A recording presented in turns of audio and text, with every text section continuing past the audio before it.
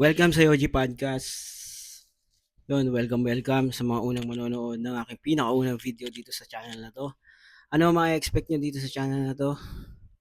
So wala, hindi wala, 'wag na kayo makinig, do'n na kayo. Hindi, joke lang. So, ano yung mga bagay na gustong-gusto mong gawin, pero hanggang ngayon 'di mo pa rin siya masimulan? Ito na nga, baka negosyo o baka paggi-gym, baka pag-aaral, baka bagong skill, baka paggawa ng content kagaya nito, baka pag-a-apply sa trabaho o hanggang ngayon baka wala ka pa ring trabaho. O baka simpleng pag-aalaga lang sa sarili mo, personal development, self-development. Pero kasi ang nakakatawa kasi kadalasan, kaya alam naman natin yung mga dapat gagawin, pero hindi natin siya masimulan. Kasi hindi naman problema yung impormasyon, hindi problema yung knowledge mo, yung kaalaman mo, at kasi alam mo naman kung paano mag-ipon, alam mo kung paano mag-exercise, alam mo paano, magbasa-basa ng libro, alam mo naman kung paano talaga mag-start. Pero, ba't 'di natin ginagawa? Ngayon sa tingin ko, kung bakit 'di natin masimulan, kung bakit 'di tayo makapagsimula-simula ng gustong-gusto nating gawin, sa tingin ko dahil hindi sa tamad tayo, dahil sa takot. 'Yun kasi, sa fear. Takot tayo mahusgahan, takot tayo kung anong sasabihin ng ibang tao sa atin.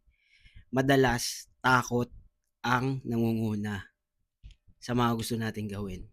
Takot tayo magkamali, takot pagtawanan, takot mabigo, takot mag-fail, takot tayo malaman na baka baka asar-asarin lang tayo ng mga tropa natin.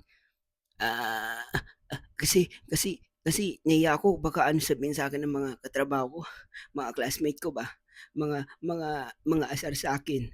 So, parang nagiging 'pag kunyari manonood tayo ng mga motivational video habang nakikinig tayo, parang nagiging eksperto, eh. 'Pag nanonood lang tayo ng mga motivational video, nagiging eksperto tayo 'pag kunyari ise-save natin content, feeling mo tali-talino mo na, "Uy, parang galing ko, pinanood ko isang video." Ta's nagiging eksperto kasi sasabihin mo, "Bukas na lang, bukas na lang."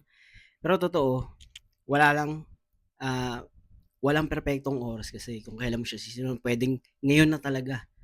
Ngayon mo na simulan, ta's gamitin mo lang kung anong meron ka ngayon, kung anong, kung anong, resources mo.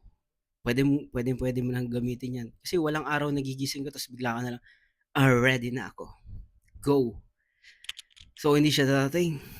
So, karamihan kasi sa mga talagang nagtagumpay na, yung mga successful na tao na nakikita natin ngayon, nagsimula rin 'yan sila, hindi sila sigurado sa mga ginagawa nila. May mga question pa nga diyan na, "Ako hindi ko sure kung ano yung mga pinaggagawa ko dati, pero ginawa ko lang." Nagsimula sila, kinakabahan din yung mga yun siyempre, yung unang-una wala rin yang mga alam, nagsimula din yan pangit yung output nila. Pero ang pinakamaganda dun nagsimula na sila, nag-start na sila. Sabi nga ni Bugoy, "Basta ako sinimulan ko na, mag-i-improve na lang ako along the way." Ganda ng sinabi niya. Kasi yun naman ang magma-matter dun, eh, 'pag nag-start ka na. Eh, kung naka-stop ka pa rin at idea pa lang din 'yan, meron at meron tao sa buong mundo, sa lawak ng buong mundo, sa dami ng tao sa buong mundo, yung idea mo ibibigay yan sa iba, kukunin niyan ng iba.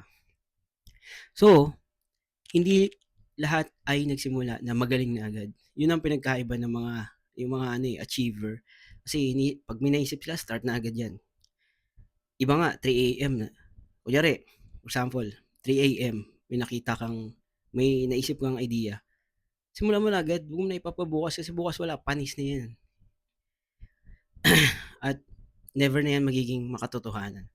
So, kaya kung isang bagay na gusto mong gawin ngayon, eto lang ang challenge, 'wag mong isipin kung paano ka magiging magaling agad, ang isipin mo lang kung paano ka mag-i-start.